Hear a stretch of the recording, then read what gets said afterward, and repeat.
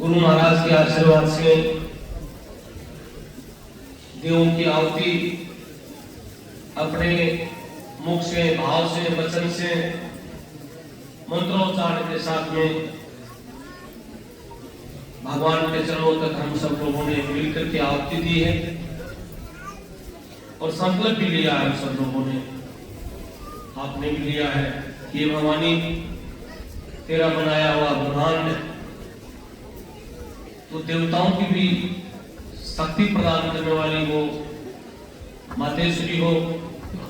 भगवान शंकर साक्षात कहते हैं, ये भगवती उमा कहूं या भवानी, वो कौन से नाम से आपकी पूजा करूं, कौन से नाम से ना पुकारूं। ऐसी मातेश्वरी जो इस गुप्त नवरात्रों में आप अपनी श्रद्धा से स्तुति करने आए हो, सभी भक्तों को हमारी तरफ से बहुत बहुत शुभकामनाएं, बड़ी शुभकामनाएं। मैया आपकी कृपा हमेशा करे। तो पूजा पाठ में थोड़ा देखो समय तो लगता ही, कहते हैं ना भजन में, भोजन में थोड़ा समय तो लगता ही। हमारा शास्त्र कहते हैं कि हर मंत्र का कुछ समय होता है, बोलने का कितना समय लगता है। जैसे अपना राष्ट्रीय गायन है, इसमें बोलने में 52 सेकंड होंगे, इसमें पूरा, इसका भी नियम है। इस प्रकार बहुत से मंत्र ऐसे हैं जिनका एक समय होता है, उतने में वो पूरा किया जाता है। सर्दी तो आपको भी लग रही होगी, शायद हमें भी लग रही है। मैं भी सोच रहा हूँ कि जल्दी जल्दी सब करके बस दाव हो गया, ऐसा नहीं होता। भोजन करोगे, रुच के भोजन करोगे, शरीर को सुख शांति मिलेगी, शरीर में जल्दी से कोई बीमारी नहीं आएगी। पवित्र मन से और शांत भाव से भोजन करोगे, यही भजन है।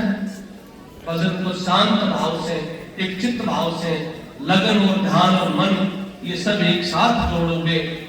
तुलसीदास जी कहते हैं ना कि संकट से महावीर छुटावे मन, कर्म, वचन और ध्यान। ये चारों चीज लगाए तब छुटाए। इसलिए आपने तो ध्यान भी लगाया होगा, वचन तो आप सबके आज आपने संकल्प जरूर कर लिया भाई साहब के साथ। इसलिए मैं मैया से विनती करूंगा कि भगवती आप सबकी मनोकामना पूरी करें, आज सबके कष्ट काटे, आपका भाव भगवती में से जुड़ा है। भक्तों, देश चलाने के लिए संविधान होता है, हम सब उसमें जुड़े हुए हैं। लेकिन मेरा यह मानना है, घर चलाने के लिए हमें हमारी रामायण जी को साथ में जोड़ना, घर चलाने के लिए हमें वेद पुराणों के साथ में जोड़ना। क्योंकि देश संविधान से चलता है, एक घर है ये मर्यादा से चलता है। जिस घर में यज्ञ नहीं हो, जिस घर में महान संतों का आवागमन नहीं हो, जिस घर में भाण और बेटी ना आए, जिस घर में कोई मेहमान नहीं आए, वो घर घर नहीं होता, वो धीरे धीरे वो घर खंडर हो जाता है। जिस घर में माता पिता का आदर नहीं हो और यहाँ मंदिरों में आके भंडारा करोगे, तो भंडारा ये भंडारा नहीं, ये प्रसाद नहीं होगा, ये आपके लिए बहुत बड़ा विष बन जाएगा। प्रसाद कब बनेगा? घर में बूढ़े माँ बाप बैठे हैं, उनकी सेवा करोगे तो भगवान कहते हैं वो मेरी ही सेवा है। तीसरा, भाई और भाई का प्रेम, भाइयों से जुड़ करके रहोगे। हो सकता है भाई एक क्रोधित भी हो, एक शांत भी हो, लेकिन मन से भरत जैसा विचार, राज का और सुख का त्याग करना सीखो। ये हमारी रामायण जी सिखाते। रामायण जी ने हमें क्या सिखाया? यही तो सिखाया है। आज का भाई 4 इंच जमीन के लिए कुटुंब खत्म कर देता है, मतलब 1 फुट जमीन के लिए। और वो भाई पूरे ब्रह्मांड का राज त्याग दिया। कौन? भरत है। राम को वनवास मिला, भरत जी आकर के माता केकी से मिलते हैं, पिता से मिलते हैं। अरे भैया राम कहाँ गया, राम कहाँ गया, मेरा मन नहीं लग रहा। पहले तो किसी ने बताया नहीं। दशरथ जी के भवन में गया, दशरथ जी एक ही नाम ले रहे थे, राम राम।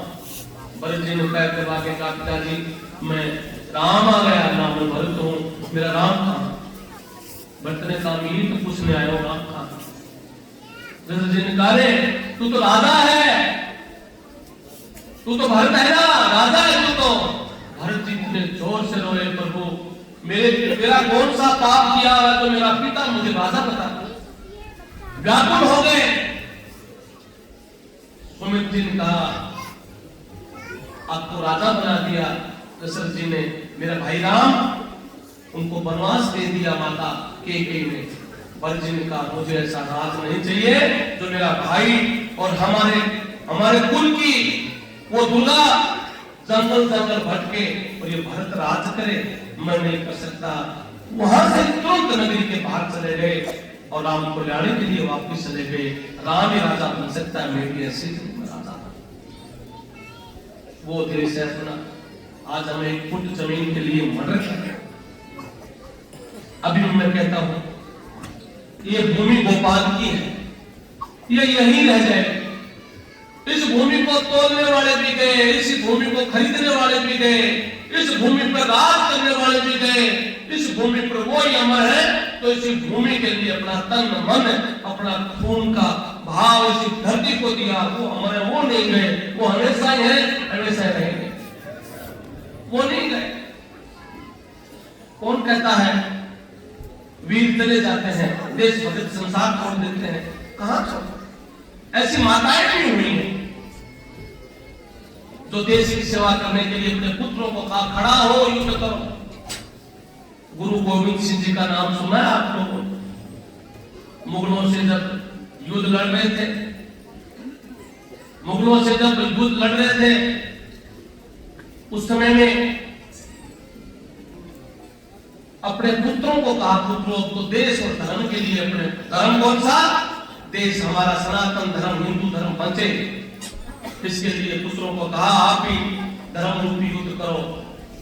चारों पुत्रों को युद्ध में दे दिया। आपने सुना है, पढ़ा है, दीवारों तक चीने गए और दीवारों में चीने गए, चिनते हुए कहा गया दो पुत्रों को कि भी आप धर्म बदल लो, हम आपको माफ कर देंगे।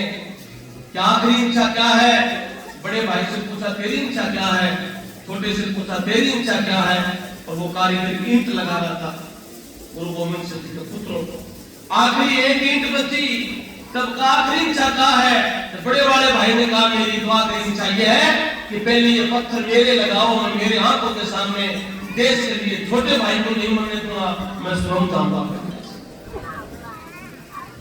ऐसे ही आखिरी युद्ध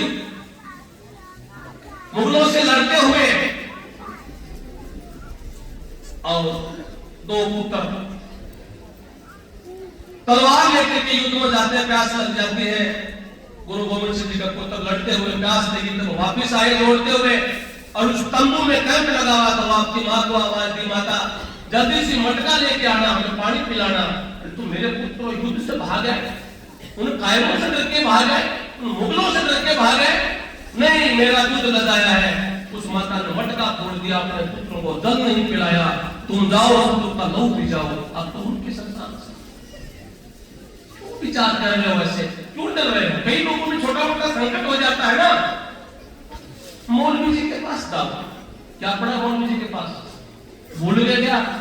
सवा मन से नेव उतार करके भोजन करते थे, तो तुम्हारी तो याद है ना सबको? इसी देश में कहीं भी ऐसी ऐसी जगह है जहां मंदिर तोड़ करके गुरुद्वारा नहीं बना। गुरुद्वारा बना है तो मंदिर के आसपास में बना है, लेकिन मंदिर तोड़ के मस्जिद तो जरूर बनी है। अब तो लोग छोटी मोटी समस्या हो जाए मौलवी जी के साथ डोरा करवा, क्या उनको याद है वो बातें? कोई डोरा नहीं देगा, उससे डोरी तोड़ो। सनातन धर्म में 33 कोटि देवी देवता में जो आपको पसंद है उनको अपनाओ।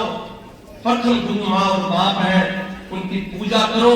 घर में पितरों को मानो, घर में इष्ट देवता को मानो, घर में कुल देवता को मानो, जिससे तुम्हारा वंश बढ़ेगा। नहीं तो धीरे धीरे धीरे धीरे वंश लुप्त हो जाएगा। धर्म और कर्म जिस धर्म में नहीं रहता तो धर्म उसकी रक्षा नहीं करता, पाप का वो निवाड़ा बन जाता है, पाप उसको खा जाता है।